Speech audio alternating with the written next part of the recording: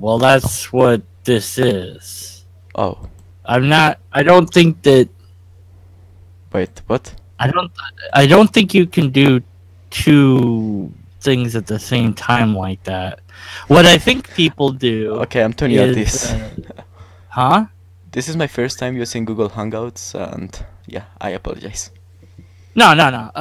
What you can do is download the Hangout once it's finished doing its thing on YouTube. Like after I hit stop, it renders to YouTube, and that takes a few minutes, and then it becomes available as a YouTube video that you can download from whatever website you use to download YouTube videos.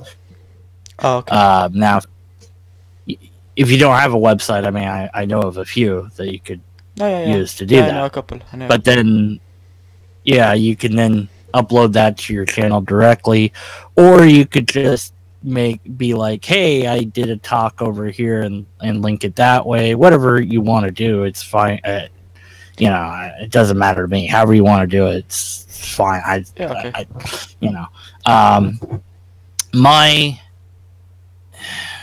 My experience with Hangouts is that show up live, that it typically gets less views than other videos I do, but Yeah, it but still gets a decent amount of views. Like my interview with Snail was 41, but that's your video, the 1 minute skeptic episode you did.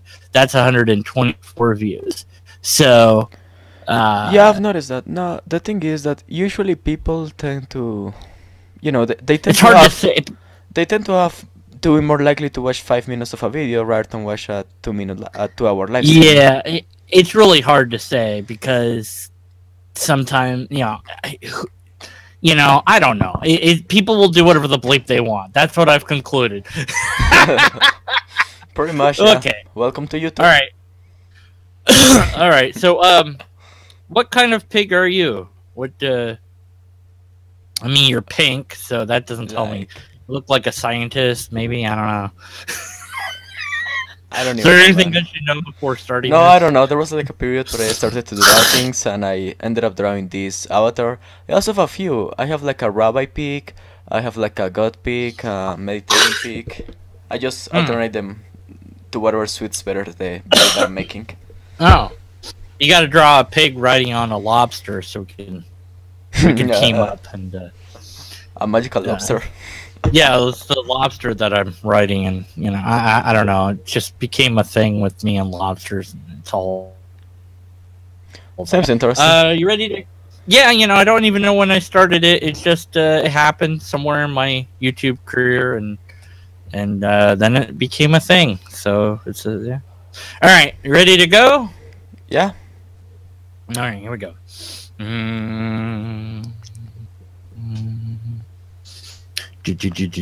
Now, to be fair, I had to watch the video of Jordan Peterson like 5 times before I could even realize what he was talking about. We just started. That's gonna confuse people. Deconverted man here, and I've got skeptic. Hello. I almost want to call you skeptic. I've got skeptic something. Pig pork. Hello. What is skeptic pork? I want to say skeptic. That's not right. Oh wait, this is live streaming. That was live, right? We started just as I said. I'm gonna start now. Are you ready? You're like, yeah. I'm like, okay. And you weren't ready. It's okay. We'll pretend that intro didn't happen. I'll edit it out later. What do you mean I can't edit it out later? It's live. Oh well. All right. So, yeah, we're gonna talk about a little bit about a video we Jordan Peterson because Jordan Peterson's all over the place, and it's a good starting point to leap off of from that to some probably deconversion stories might be a thing. So, so Jordan Peterson had this video, and I'll have to link it in the description, but it will be there later. And he was asked the question, is God fat? And his answer was, maybe it's both. And I had some thoughts about that, but why don't you go ahead and talk a little bit about it?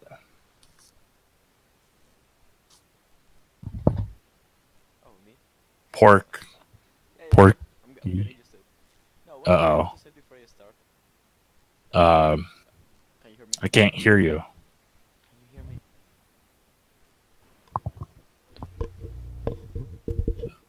Volume went. Hello. There we go. Oh, okay, yeah. I had an issue with my microphone. One thing I have to say before I start, Jordan Peterson is the master of word salads.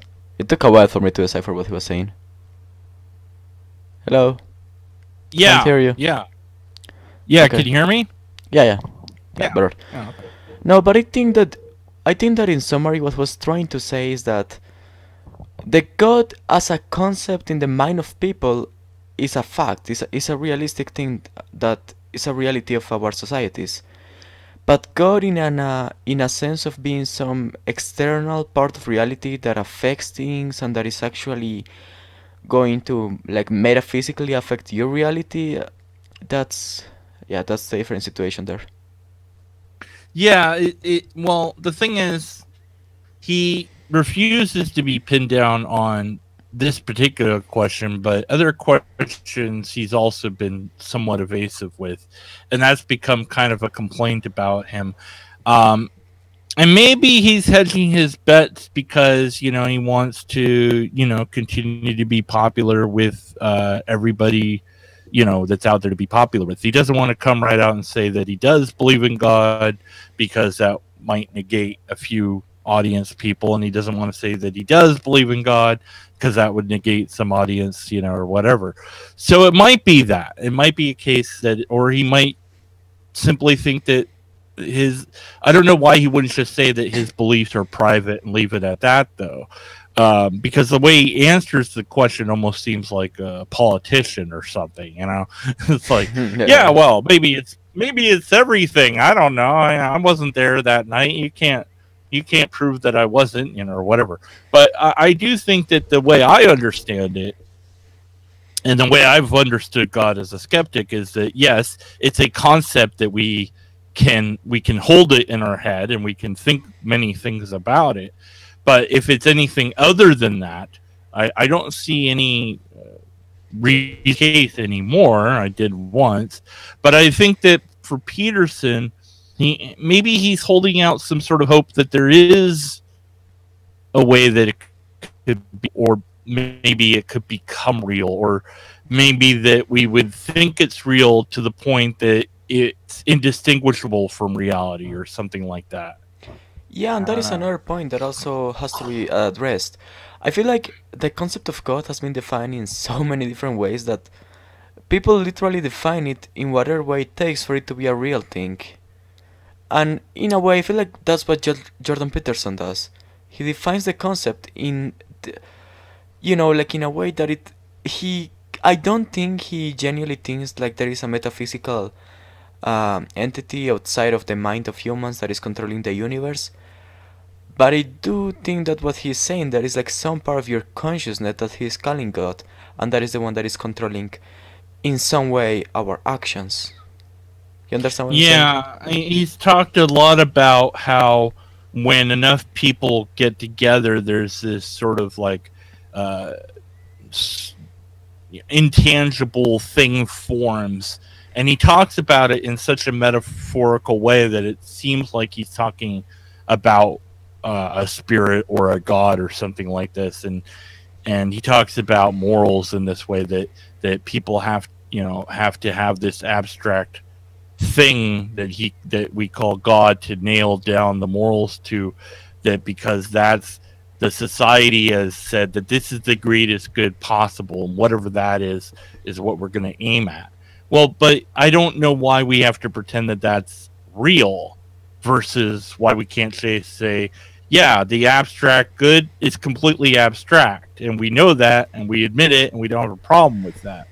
uh, I don't know. Maybe there's, again, it's hard to say because he won't, he won't just come out and say what he believes, which he could separate from what he thinks is true, but he won't do it. So what can you do with that? I don't know.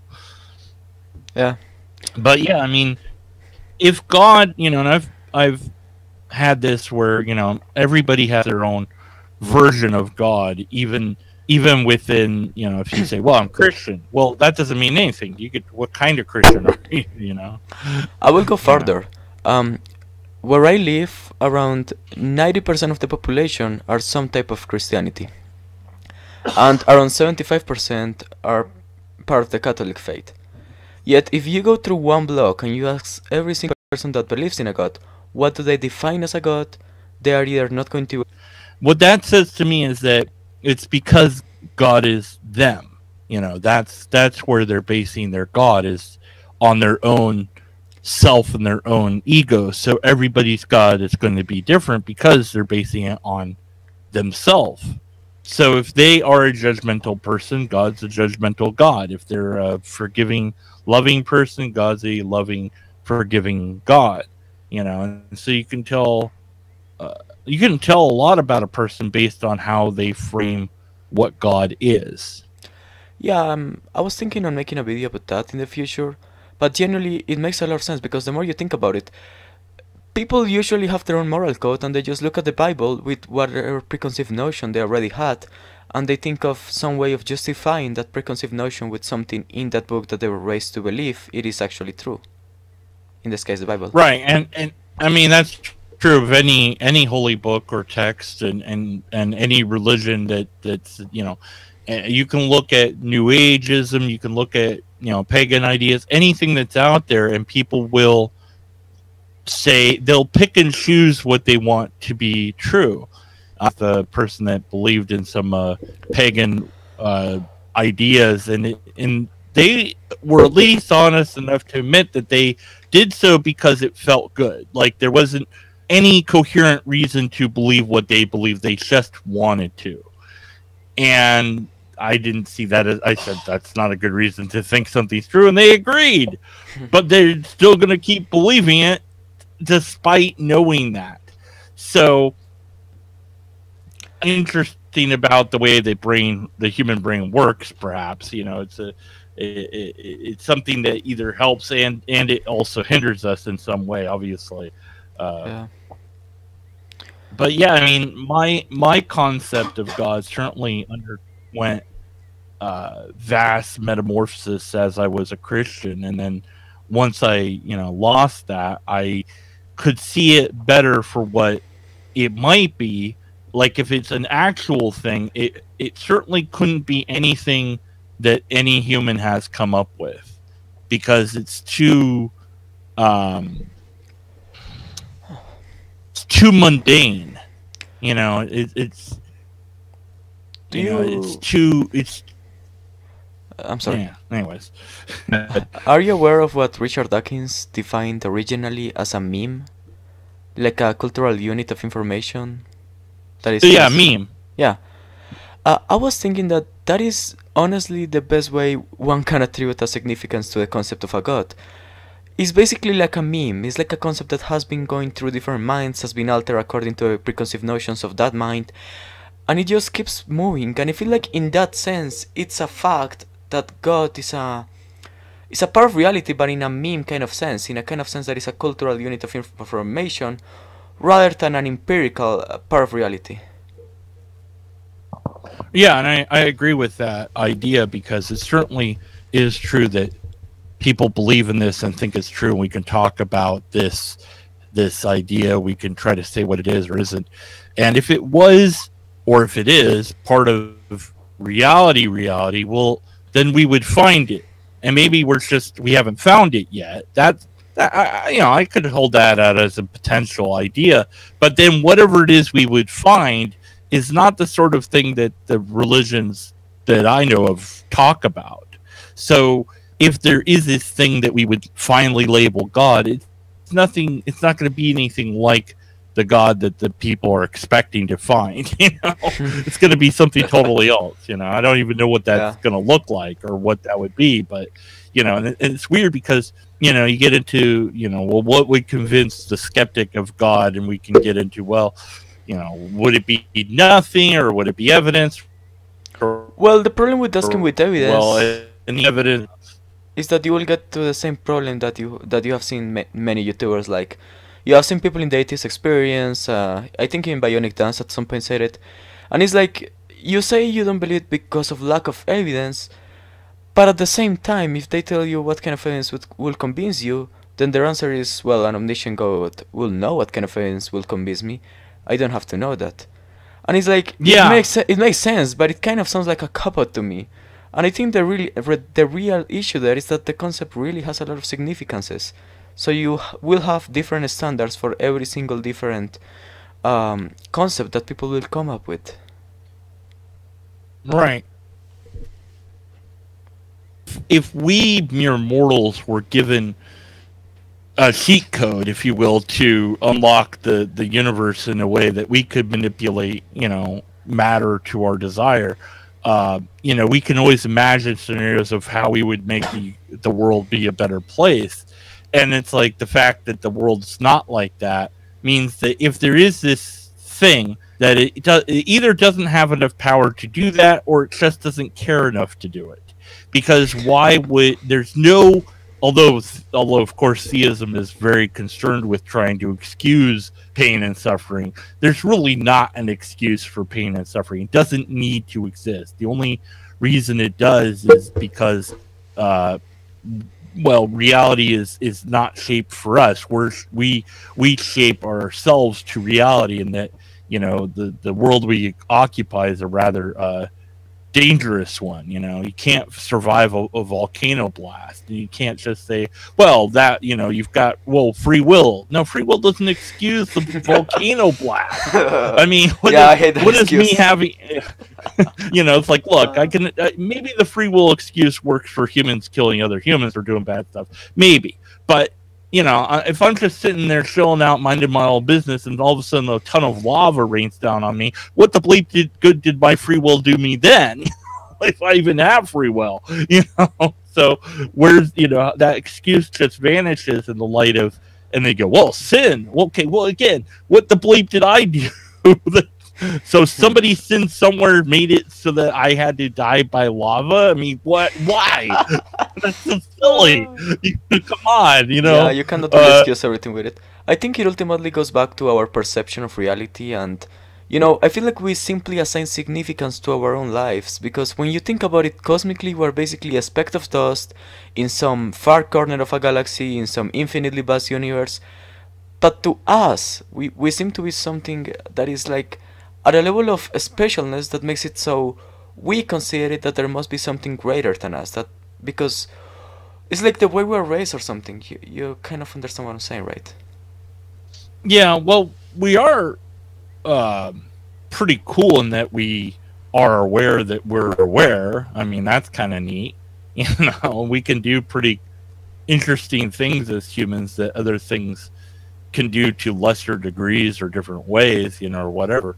And Yeah. so, yeah, I think we do. We plant that idea of the self and humanize nature and conceptualize that the universe is going to be ultimately like us rather than the other way around. We're made of the things of the universe. The universe wasn't made for us. We were made despite the universe. It's like, we were even made. We just came about because we did, because we could. And to try to find or say that there's a bigger story there, in a way there is, because there's a lot to learn about reality. But I don't need, as say Douglas Adams put it, you don't need to picture fairies to make the garden look beautiful. The garden looks beautiful with or without the fairies. We don't need to add fairies. No, yeah, and I can agree with that. But I still see how the concept of believing in an afterlife and God and things like that, like I genuinely see how it can be convincing and calling to some people, especially when people like that they love die or things like that, and it's like the entire concept just I feel like it originally could have arrived as an excuse for our undeveloped primate brains to try to look away on to living further because we couldn't comprehend what it's like to not exist, and you know Yeah, I mean, and I was funny because I was just listening to a different combination of different scientists talk about living potentially forever, you know, with using science. And so then there's different ways that you could maybe go about it. One way would be to, get every single thing that you've done online, which Facebook already has, and then that would become a digital copy of you. Well, that's not really me, but it's whatever I did online, which I'm not sure that I want a profile based on that. I don't want a machine version of I don't want that. I don't want to meet that version of me because I've seen that version of me. It's not a good version. But I didn't mean to go to that website. Close. There were all these viruses popping up, and so I don't know what that would look like. But maybe it would be just one big pop-up ad. Hey, have you tried this? Click here. Secret doctor. So no. Kill it. But but then a different one, and the one that matters to me, would be the one that allows my brain, my consciousness, to continue somehow. And the only way it seems to be possible to that is to make my brain able to continue indefinitely. I don't know that I'd want to hang around indefinitely, but at least a while, to be able to, to learn everything I want to learn. Want to do. Yeah, but then it gets back to a concept. I feel like we're naturally scared of what we don't know, and since no one has ever been able to know what it's like to not exist, we are simply naturally concerned and scared of the concept of not existing. I mean, we can transfer into our deconversion point, I think, because that's a good segue. Is that when I lost God, when I stopped believing in God, for the next few days I would have almost every nightmares about death and dying, and I'd wake up screaming. I mean, just in terror, because my brain, and I understand what it was now, but at the time I was just like, what is going on? Why is, and it was very troubling and upsetting. But what I learned, because I started looking it up and researching, was that my brain is trying to make sense of the new reality that I'm telling it exists. That mortal is mortal. That this is a finite existence. So my brain had to wrap itself around what mortality was, because before, like, if I had a dream where I died, even a nightmare, like I remember one where this van hit me, but I still was there, but just as like a spirit, and that was still scary, but I was there. Whereas in these dreams, when I got killed, it was just blackness, and at that point I woke up, like like what, so trying to, my brain had to reorder itself after I deconverted for a while and readjust to this new reality of what mortality really is, which is a final thing. But I think there is ways to envision it or to experience it. I mean, obviously when you go to sleep, that's kind of one level of it. But if you ever go under for any sort of surgery, what you do is beforehand you go, okay, I'm going to really try to remember everything that's going on. And then, like, up until the moment that you get that medication in you, you're like, I'm still here. And then you wake up in your room and you're like, what the hell just happened? Yeah, you're just like, I was there, but now I'm here. And that whole space, you're just not. There is no you. There isn't anything. And so, because you're not awarely know anything to fear or anything of you to experience the fact that you can't experience. And the conscious brain doesn't seem to be able to even if you experience that, you still kind of go, well, yeah, but I didn't experience it. That's the whole point. Yeah, and that's the situation. Non-experience. We are agents that are able to feel our world and to have some appreciation for our own existence. But the thing is that that also means we have no way of persisting or knowing what it's like to be the concept of non-existing. Mm. Yeah, I mean, it's tough because it's a non-experience. You can't, even when you're under. Like I said, I've gone under for operation. They removed this little tiny bone that was in my arm, wiggling around. I don't know why. I was like, well, why was it in there? Like, I don't know. It's just it happens sometimes. Like, what's the deal with that? Like, was it growing an extra thumb? Like, what? But it just was a little piece of bone that had broken off or whatever. But and they didn't let me see it or keep it or anything.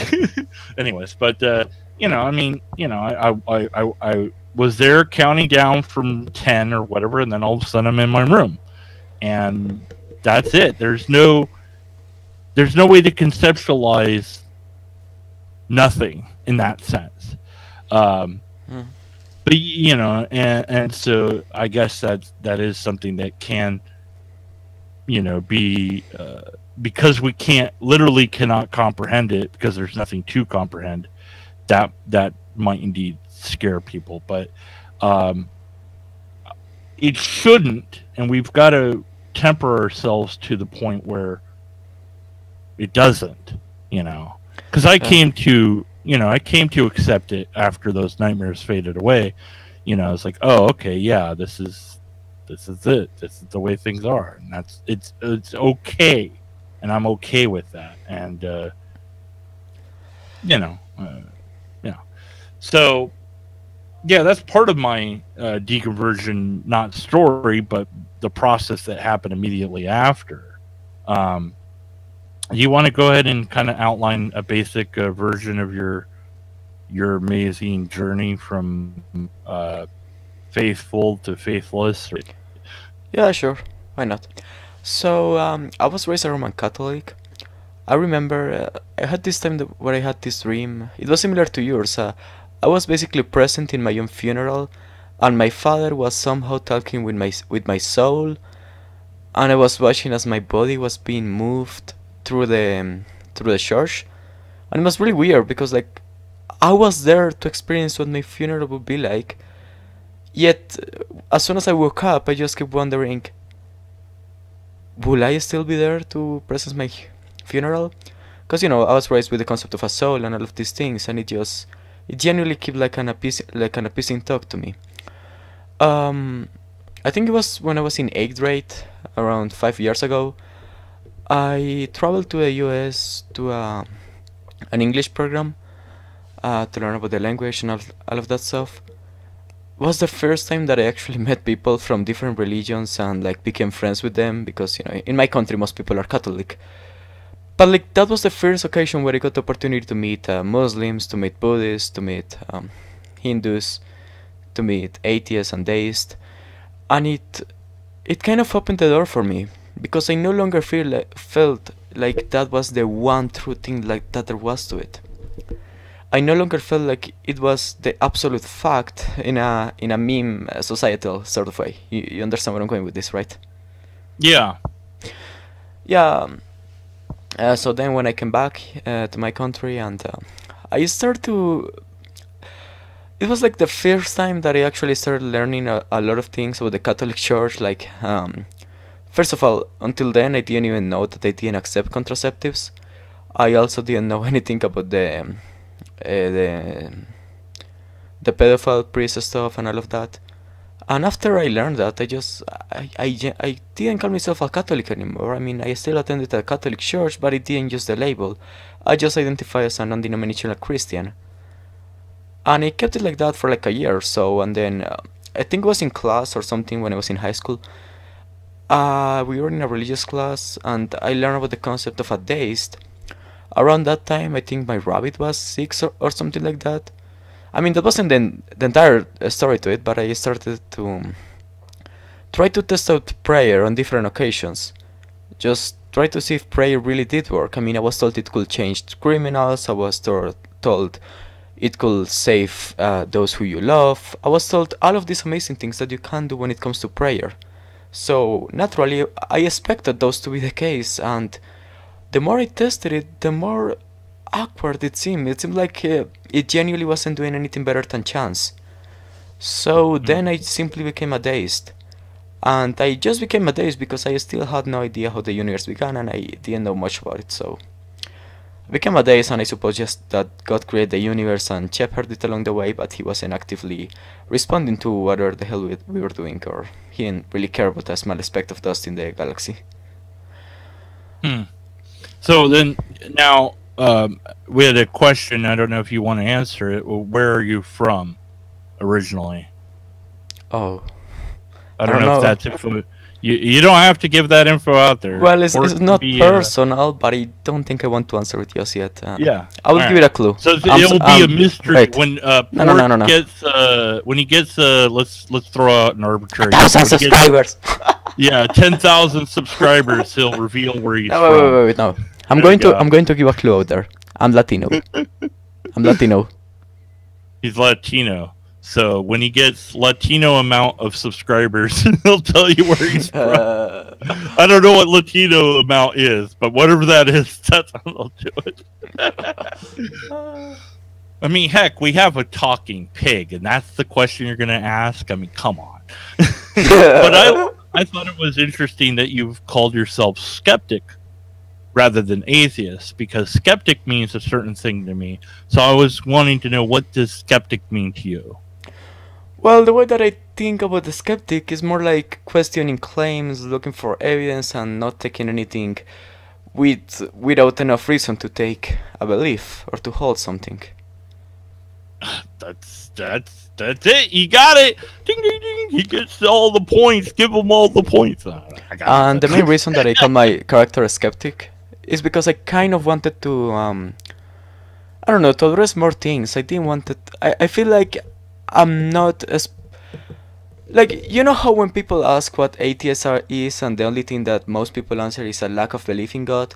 So I feel like if I call myself atheist, I wasn't really saying anything about my character.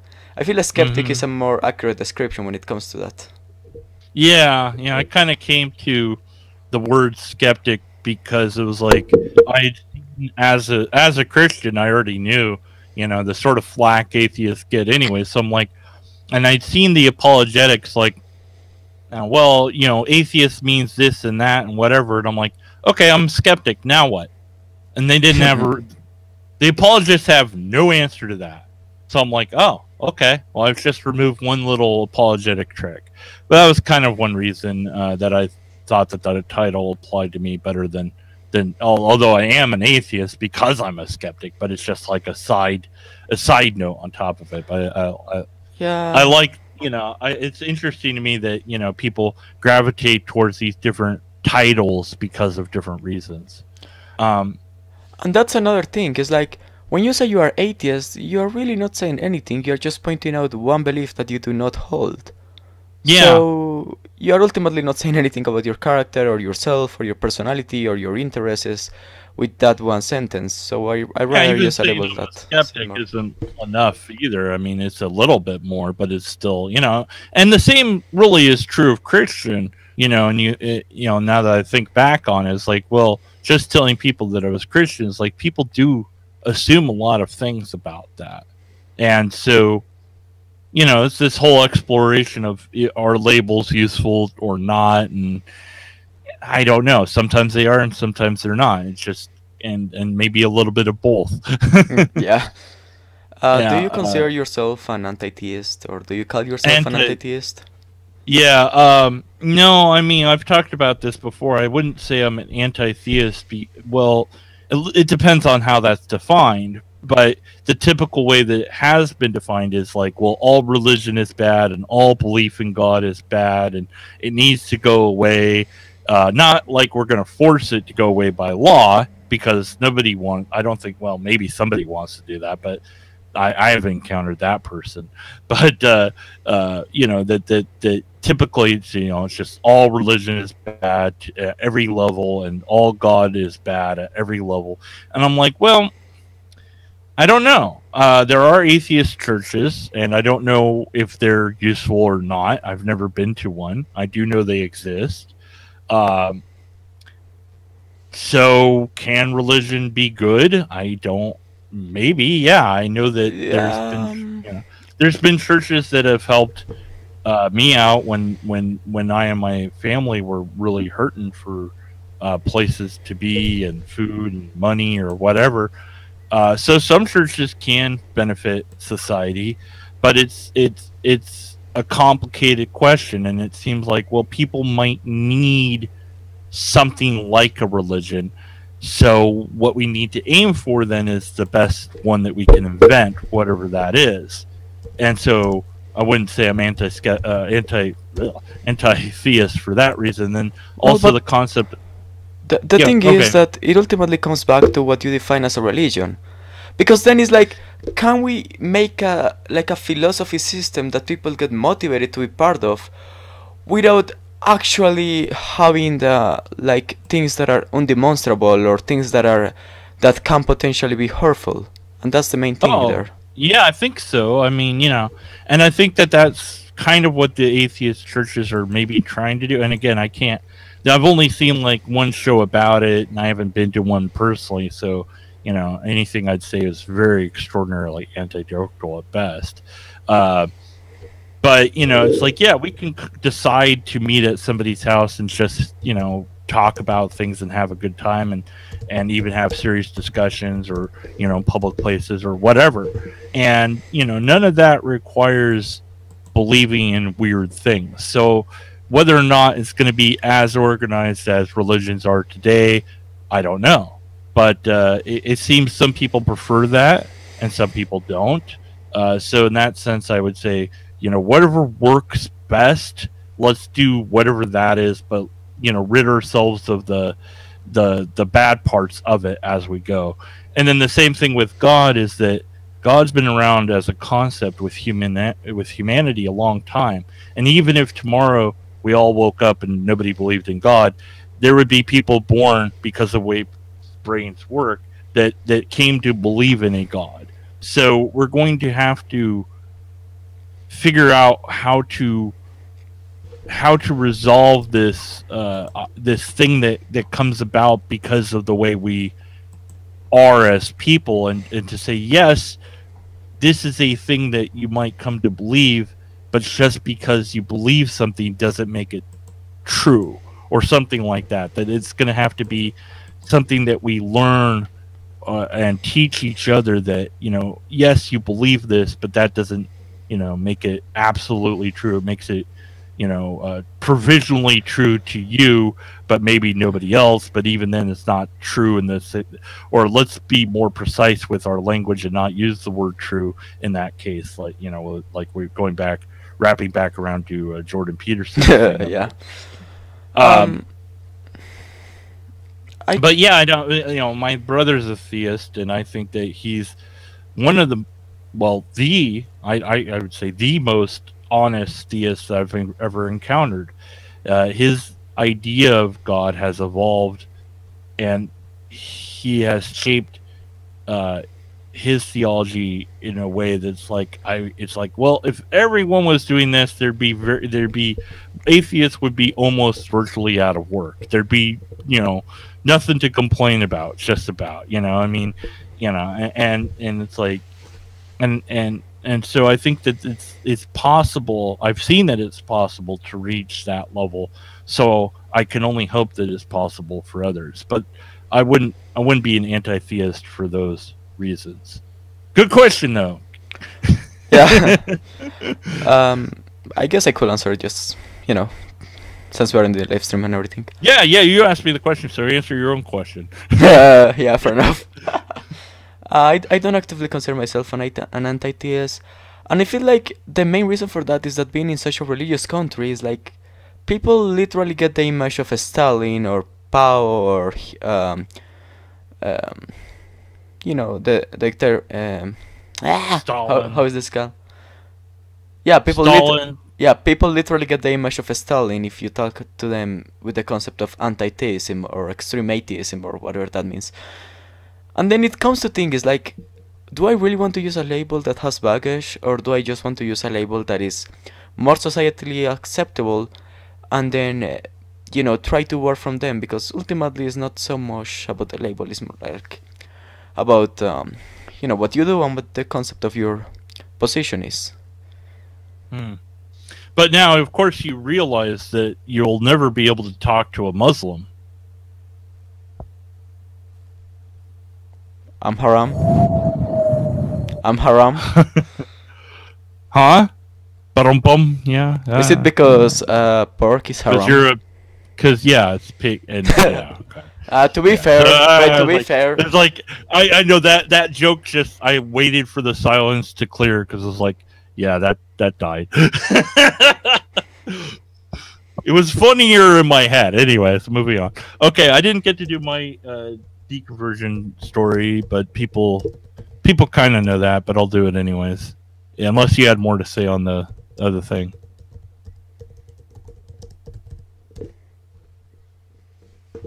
Nope. Hello? oh yeah, sorry. No, then as I was a deist, I eventually just when I entered to university, I was introduced to Richard Dawkins, but mostly for his work in biology and genetics and all of that stuff. And as I started to read through that, I then went through the rabbit hole of his other beliefs and atheism and all of that stuff. And eventually, after I learned about all of the different hypotheses for the origin of the universe and everything, I simply no longer hold that a deistic God was even a possible explanation. So I even let that go, and I came to be an atheist at that point. Hmm. Yeah. Well, my deconversion stories. I'm going to shorten it, but basically, I was a Christian for quite some time, and I had made a channel on YouTube called Infinite Hope where I did Christian videos. Is it still up? No, it's not. Oh. It's gone.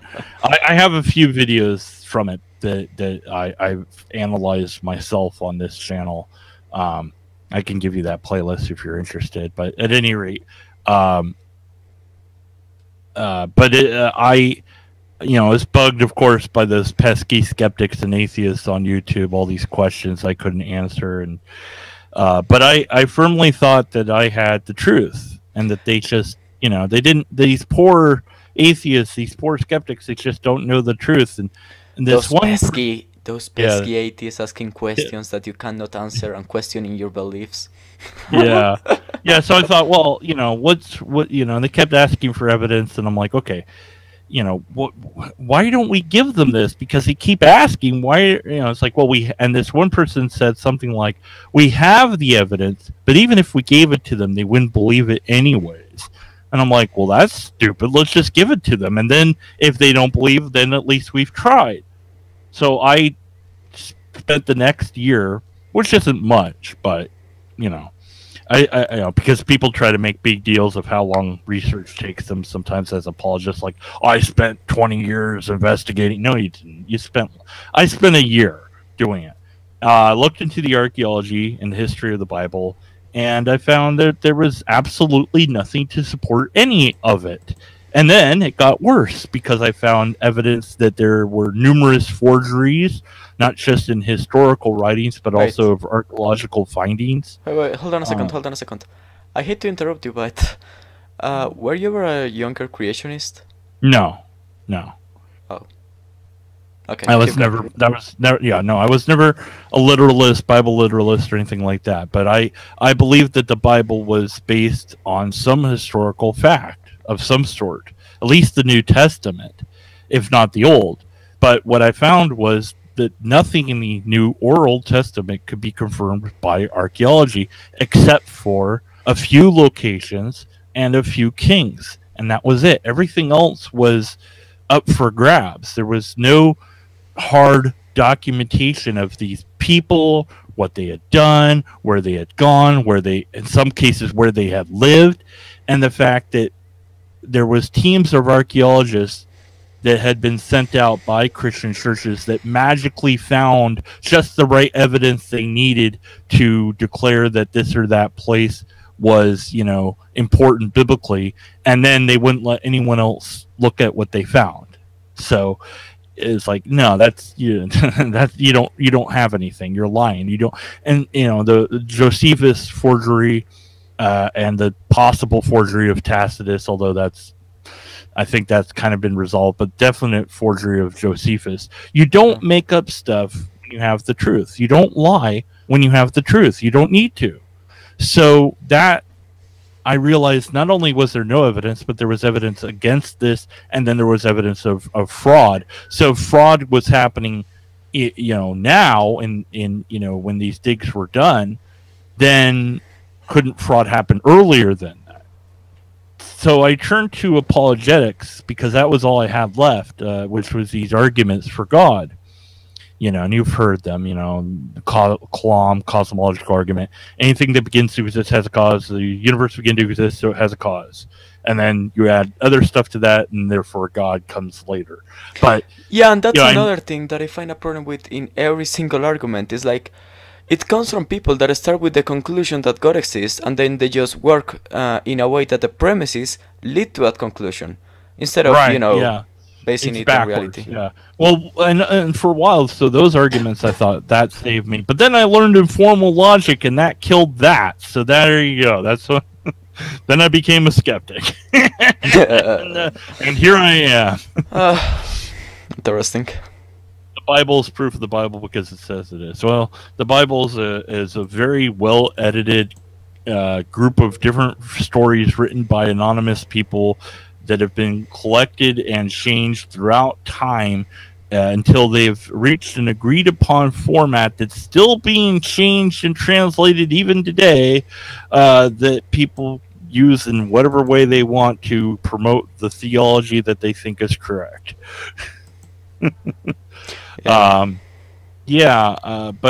mean, and I've also been known to be a Jesus mythicist, which is like, oh, I can't believe that. No, there's no evidence. No, Jesus didn't exist, and if he did, the sort of person he was nothing like what's recorded, so it might as well not exist. So that's the end of that. I mean, my position, I wouldn't say Jesus didn't exist, but I definitely don't think that the Gospels are an accurate representation of whatever person they were based afterwards, assuming he did existed. Yeah, like maybe somebody did, but the thing is, what's great about religion is you don't need somebody that actually existed to start the religion.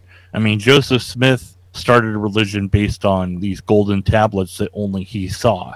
Scientology was started on a couple books written by a sci-fi author who said, I'm going to make a religion, and he did. And it's public knowledge that these books are written to create a religion, yet the religion was created despite knowing that it's made up full cloth, because people decided that it was true.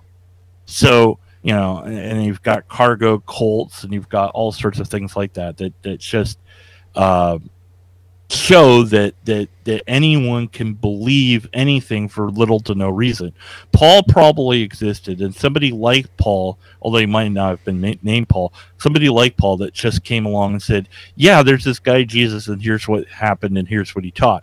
That's all it would take to begin the religion, is for somebody to believe that he was telling the truth. But yeah, there could have been a guy called Jesus. I doubt it, though. I've seen too much to think that it's. But anyway, this is kind of a tangent. But that's our kind of shortened deconversion stories. What's interesting to me is that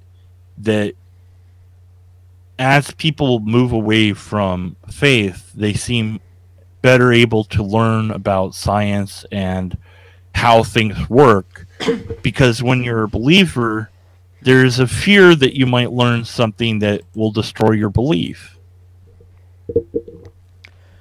Yeah, and that's another thing, and that's actually something that I feel like a lot of, at least the churches that care about persisting are starting to do more. They're starting to care about teaching in a way that you can always put a God in there, and it's no longer becoming something there is no evidence for, but rather like an unfalsifiable assertion that no matter how much evidence that there is that could be worked out without a God, there is still going to be like a hole that is drilled by you in your knowledge, so you can fit God in.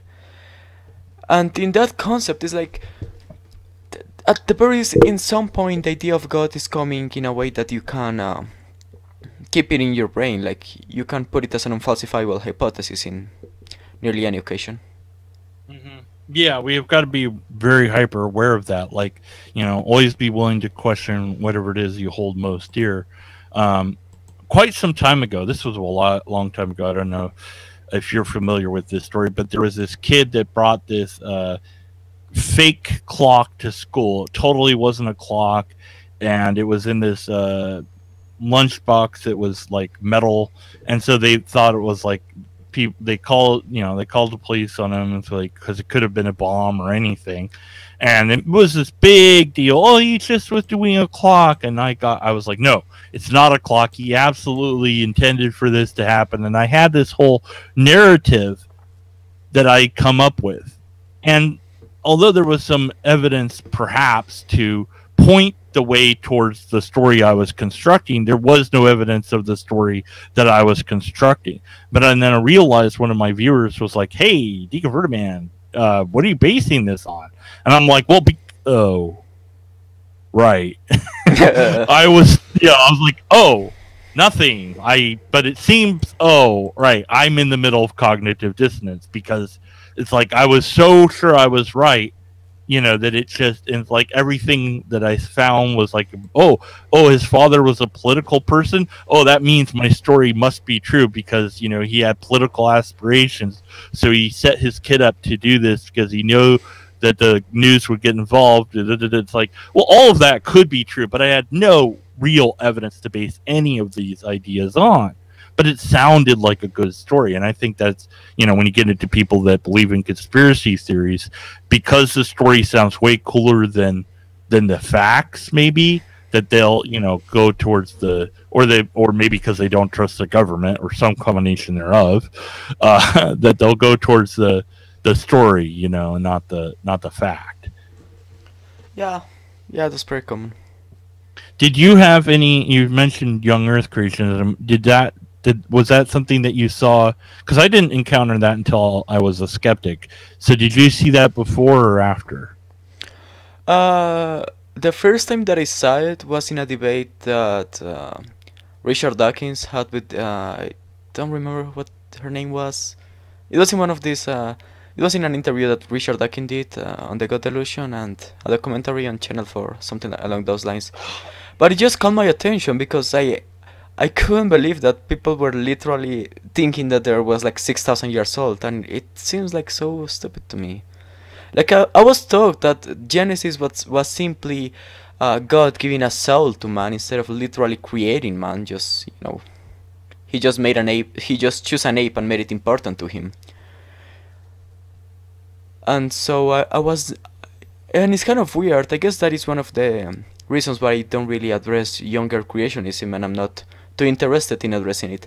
I just don't know what it's like to be a younger creationist. I have never been one, and I, it's not something I can necessarily relate with in that sense. In the Catholic Church, well, it depends which church, but I've heard that they kind of teach you an intellectual way of understanding God. Like you have to learn like the arguments for God and things like that. Was that true in your church, or because it was just one friend that told me like his church was like that? So I don't know.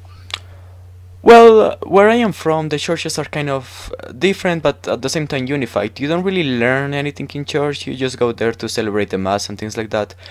Most of the things I learned in my religious class, because when I was in primary school, I was in a Catholic school, and that's where I learned most of the things.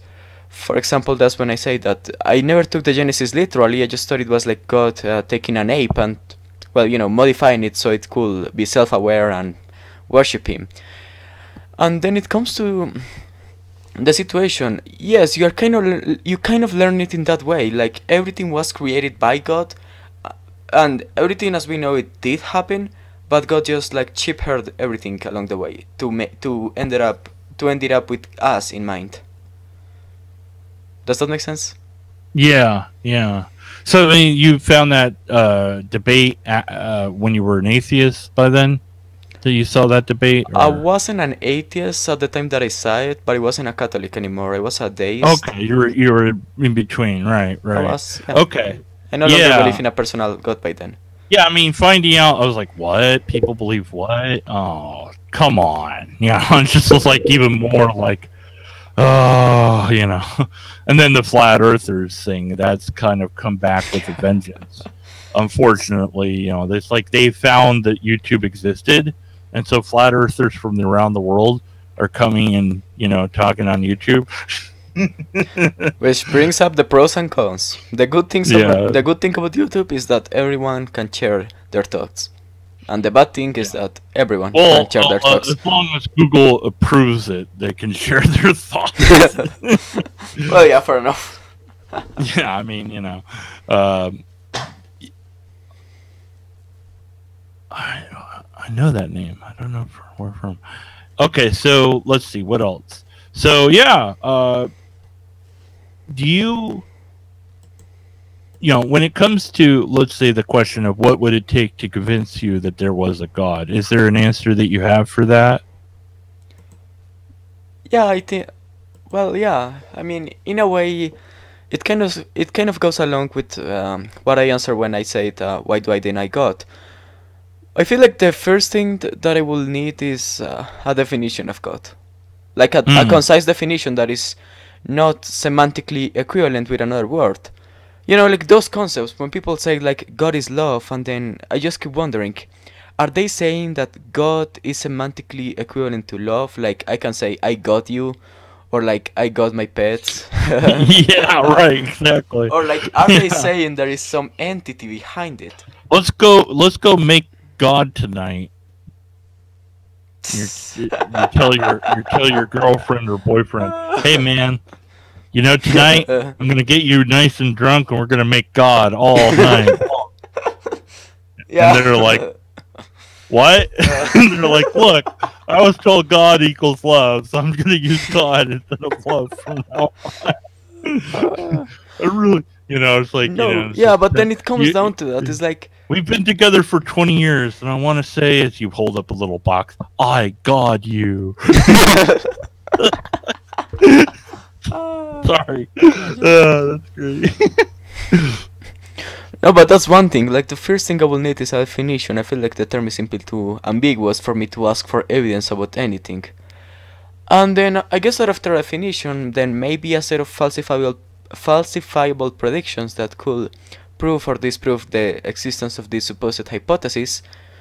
And then even if all of the predictions are completed, then we'll have to pair that up with any other concept of God or with any other natural and supernatural explanation to see which one ends up being more accurate with the predictions, and or which ones are equally compatible and all of that thing. Yeah, yeah, that's the sort of complex answer that I well, not in those words, but in my own words that I've provided. And it's funny because then the person will be like, well, God is none of those things. It's like, well, then I guess I can't believe in it. It's like it's beyond space and time and beyond your ability to test and beyond this and like, how in the world do you know about it? Well, because I felt it in my brain. Oh, okay, well, yeah, whatever. We're done. Yeah, it's like when you try weed or LSD, you also feel God in your brain. Yeah, well, yeah, I wouldn't know about that, but it's like, No, well, but yeah. if that's just what if it's just in your brain, then maybe it is your brain. Maybe that's all it is, and why not be okay with that? Why not, and so, well, if I don't have a good reason, and the reason I'm going to provide is going to be so is the same thing that I would provide for everything else, but you're going to tell me that God is the exception to the rule? I don't think so. It's too much to swallow. It's too much to say yes to. Well, what else can we muss on about skeptic pork? Any thoughts rattling around your brain? Uh, I don't Think really of know. questions, people in chat. Wait, let me see. I think someone. It's funny because you said you were Latino. I thought you were German. So I mean, I don't know, man. See, this is what you get when you assume things. Oh wait, German. Yeah. You are not the first one who tells me that. I think Yeah. I think Godless Iowan told me that at some point. Yeah, well, it's the accent, maybe. I don't know, because when you're not exposed to like a lot of other cultures, I guess you start hearing everybody like a certain way or whatever. I don't know. It's probably just patterns. Like, you could like be Uh, like, oh no, like secretly I'm a German, like just mess with people. Like, I don't know. yeah. Someone asked, what did Jesus know about Paul? What did Jesus, what did sorry, what did Paul know about Jesus? whatever he made up? No, but then it comes to a story because it's like, at the very least, some of the letters that Paul wrote are also, from what I know, some of the most recent ones, the more closer to the year 30. Yeah, So I guess that's a that'd be kind of like the suggestion. letters to Galatians and the And letters to other Corinthians, churches. Yeah, Corinthians. Yeah. yeah. Well, he was trying to get them to follow his theology. He didn't like their theology, and that's what that seems like. So he was using the. I think because I can't prove it, but I think that he was using the idea of who Jesus was to try to make them come into line with his theology. And what's interesting about that is we never get the letters back. We don't like see the Corinthians go, "Yeah, we're doing it and it's working great now." We never hear their side of the story. So that's interesting. Then again, it's also possible that we just haven't found those letters yet. So I wouldn't Well, make any claims on that.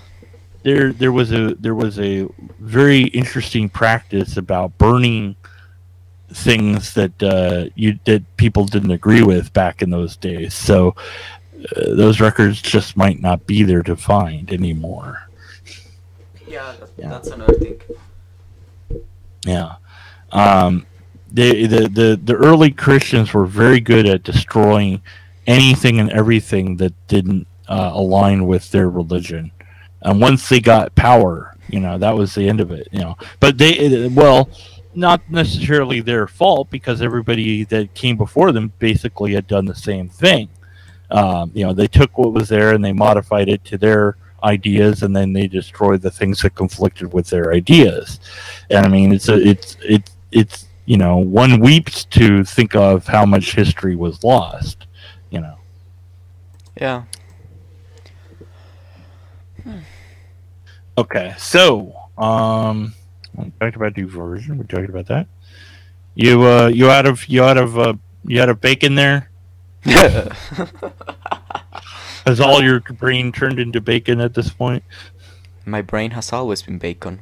Your brain is always- Is that how that works? I don't think that's how that works. Yeah, I'm pretty sure that is not how it works actually.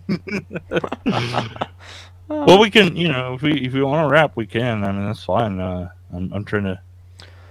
Actually, I'm wondering something. Has was any apologies like of the modern ones, like Frank Turek, William Link Craig, Ray Comfort? Did any of them like had any influence in keeping you in your faith when you were a Christian? Well, I mean, the first one I learned about was William Lane Craig, and because he was so prolific, I memorized those arguments first. But I actually had met an apologist who is completely unknown now because he didn't follow the path of apologetics, but I actually had done an interview. I don't know if I still have that around, but I interviewed him and asked him all these questions and stuff. And yeah, I mean, I hadn't heard of back then. Matt Slick, I don't think was even a blip on the radar just yet. Or if he was, I hadn't heard about him. No, yes, I had. Yes, I had. I take that back. But that was pretty late in my career on YouTube as Infinite Hope, because I did actually call in to Matt Slick's show at one point and asked him some questions, and he tried to answer them. I didn't walk away feeling like the questions had been answered really, but yeah, I didn't really look at his webpage too much back then, so it was kind of like a one-off deal for that. But all of the arguments that exist for theology, like I looked at, I don't know if I looked at all of them, but I know that I memorized a lot of them. So it's like now it's kind of like I don't. I remember enough of them to kind of know them off the top of my head, but I'd still have to look at them to get them right. you know, but Yeah. yeah, the arguments that if I hadn't learned informal logic, it's possible I would have been a theist. I don't know. It's hard to say, but I'm very glad I did because logic has helped me to understand the world a lot better than I ever did before. Up to a point it does, but then there are arguments like the Kalam cosmological that go beyond logic and that you actually have to know a fair bit about cosmology and the origins of the universe to be able to refute them. You know what I'm saying? Well, it helps, but from deductive reasoning, you can refute it, and with informal logic, you can point out the logical fallacies in the Kalam. Um, but yeah, I mean, it does help to understand some cosmology because the thing that Kalam is based on is essentially cause and effect, and the problem with that is when you get to the T point in of time, cause and effect might not even exist anymore. And so all physics breaks down. Well, what do you do then? You can't map anything to that anymore. You can't map logic to that. You can't map so-called common sense or cause and effect to that because you have no idea what that is like anymore because we don't have physics to tell us anything about it anymore. So how can you make any statement about it when we have no idea what it's even like? So that it breaks Yeah. down on that level, but And that it is also breaks ultimately down on that is other levels ultimately the too. main problem with it. It's like it's assuming there is a secondary, like a godly time and an ethereal space where God inhabits, and when He did the Oh, action of creating the universe. well, there's all sorts of problems with that as well because if God is outside of time, then there is no when that God can be, and if God is outside of space, then there's no where that God can be. So literally, you've made God into nothing at that point. Um, a simple way I've put it is that if your God requires us to reject any aspect of reality, then that God cannot exist. Period. And so that negates a lot of gods out of the picture completely. Certainly, the God of the Bible is gone.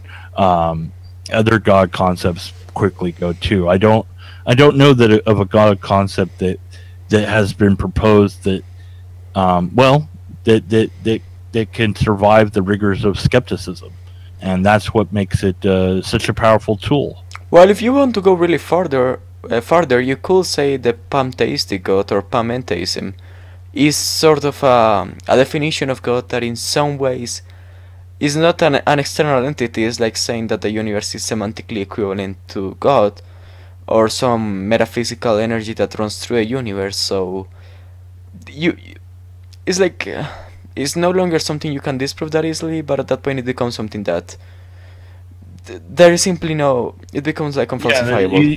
you'd have to find association causation with all that. I mean, and the evidence really, and that's another thing with the disproving. No, the evidence is always on the positive claim.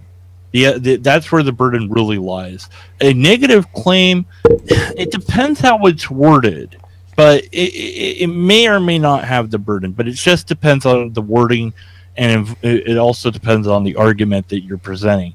But typically, the positive claim requires the and holds the burden of proof. But it really does depend. Because I don't want to people go, oh well, you don't have to prove when you say there's no God. Well, in a sense, we don't, because if you think about it, nobody minds when you say there's no goblins or ogres or dragons. Nobody tells you to prove that that's not the case. But when you say there's no God, then they get a hissy fit over it. So I think Dawkins and Yeah. others have tried to lower society's idea of God to the point where it's at the level of a goblin, ogre, or dragon, where maybe somebody believes in it, or maybe somebody wants to, but it's such a non thing anymore that nobody, when you said, oh, there is no that, they would not ask you for the burden of proof to be held. Another way I've put it is like, oh, you want me to prove God doesn't exist? Well, go first. You don't believe in all these other gods, so prove those gods don't exist. Well, yeah, but I feel like ultimately it goes back to whoever's trying to convince the other person. Like, obviously, if you are an apologist, you have the burden to try to convince the atheist to believe in your God. And if you are an atheist and you are trying to debate with a theist, then you have the burden to prove that their assertion is wrong in that situation. Yeah, right, exactly. And one thing with apologetics, and I've probably said this at some point, but um, it says it's one thing, but it's actually another. It says it's there to convince the skeptics, but it isn't. It can't, because the skeptics are asking for something that apologetics cannot offer, because ultimately there doesn't appear to be proof. And when we say proof, the sort of proof that we're asking for is not what they could offer us, because their concept negates proof in the first place. You know, they're talking about a thing that can't be tested, it can't be seen, you know, and so whatever that is like, well, that's, you couldn't offer proof of that at all, because you can't show it, so you can't know it. So you know, then if you say, well, you know it through your brain, what part of the brain are you experiencing God with? If God is so removed from reality, well, the soul, well, where's the soul located? Where's the proof of that? You know, and well, there isn't any, you know, and they've tried different ways to test that idea out. But apologetics pretends to be that it's to convince the skeptics, but I think it's just to make the believers feel like they have an actual case to make when they don't. I remember a few years ago when I was still a Christian, I saw the movie, the first version of God is not dead. I genuinely feel like Oh, I that was was so bad. yeah, I know. But in that moment I genuinely feel like my faith was reaffirmed and everything. Yet currently if I was to watch that movie, I could literally just point out every single flaw that I made during the video. And Yeah, I mean, it leads you to thinking, it's like, are apologies really to convince skeptics, or are they just to no, reaffirm the beliefs of Christians? absolutely, it is not for the skeptic. It is not for the atheist. It just pretends to be. It is to just make the theists think that they're right, make them feel better, make them feel like they're intellectual about it. And the thing is, what's sad about it is, way back when Saint Augustine really started the movement. Although people say, well, there's apologists that were before that. Not really, not in the sense that I would use the word, but at any rate, he realized that the atheists of his time, the skeptics of his time, were using logic to talk about things, and that he wasn't. And so he wanted to talk their language, and then he wrote his proofs of God, which are all bunk now, but at the time they were pretty decent, because people didn't know as much. Um, and so for the first time, the theist and the non-theist were talking the same language. The problem is the theist, the modern apologist, has not updated any argument at all, period. They're all old arguments that have been demolished and debunked multiple times on multiple levels, and many variants of analysis in every single which way. And the weird thing is, they cling to these arguments as if they're gospel. Like, no, the argument's not flawed. There's no fallacy in it. Yes, there is. It's right there. I pointed it out 20 times. And No, it's fine. It's just like, ah! and they still expect you to get convinced by it, which is the funny part. Yeah, well, you know, and again, I think it's for the fence sitters and for the people looking for a way to rationalize their faith, as I did, you know, and that's why, for me, because logic deconverted me, that's what I try to, uh, offer in my own humble way on my channel with different things I do, is, explain, fallacies and logic and how it works, and, what its use is and all that. I don't know if I do it very well, but I do the best I know how to do. And so it's like, well, your method of doing things on your channel is going to be your own method, and you're going to use your own techniques to try to reach people that believe, and that's what it's like, that's what we share in common, but we might not share anything else in common. Yeah. Huh. Well, I guess I could ask you one last question before we finish Yeah, with the live yeah. stream. What inspired you to make a YouTube channel and start talking about why you hold the beliefs that you hold and all of that stuff? When I was a Christian or now? No, no, the It's current probably the one, same. the converted Well, one, I that mean, one. yeah, well, I mean, I've been doing YouTube almost since it started. Like, I remember when the creators of YouTube made a video and they were like explaining and welcoming people to YouTube, and it was just starting out. So I've been involved with YouTube since then. So I've always made stuff.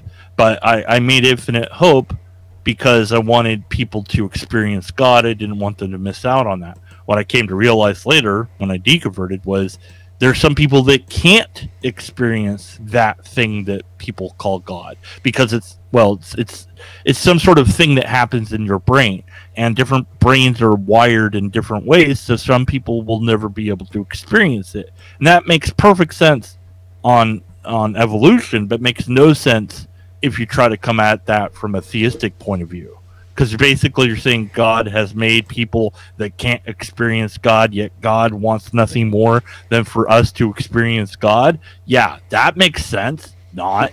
But then, of course, with Deconverted Man, I wanted to I wanted to help the me that's out there. There's someone like me out there when I was a Christian that needs to know the things I know now, and hopefully my humble words will reach that person, you know.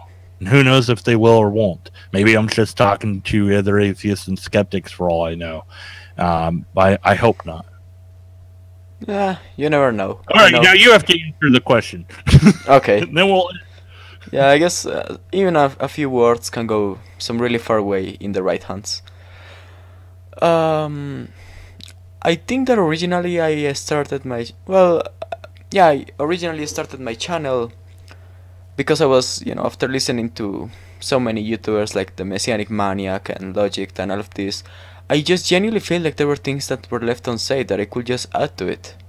And I feel like going to original video and leaving a comment was simply not enough for any commentary to be in any way explicable or potentially useful to anyone. So I decided to make my own channel to address those arguments that I feel like I could add to what other people have already said. All right. Well, remember, I know some logic, so I'm going to be looking at your arguments. So you better make them good ones. Hey, if I'm wrong, let it be. Yeah, exactly. That's Point the it point. out. That's the point. Absolutely. But always do so with logic and reason. And if we don't have empirical evidence, if we don't have a repeatable test, and if we don't have a valid and sound argument, we should be skeptical of the conclusions. Thanks for listening, everybody. Subscribe to Skeptic Pork. Do you have a Twitter or anything else you want to yell at people to do? Yeah, why the hell not? You can look me up on Twitter at skeptic_pork. Yeah, I'll put that in the.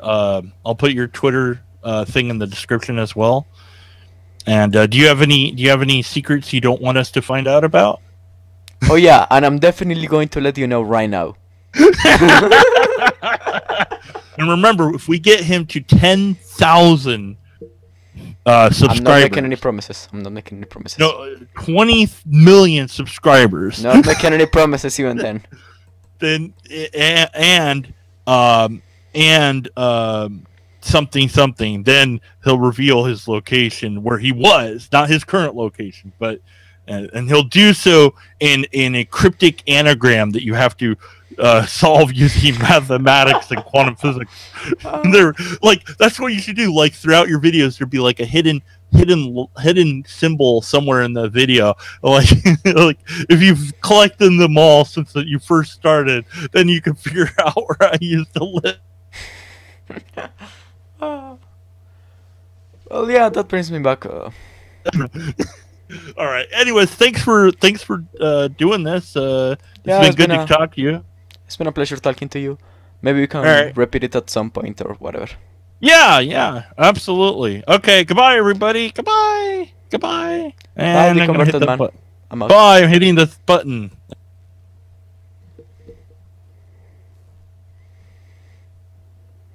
Thanks all. That was it.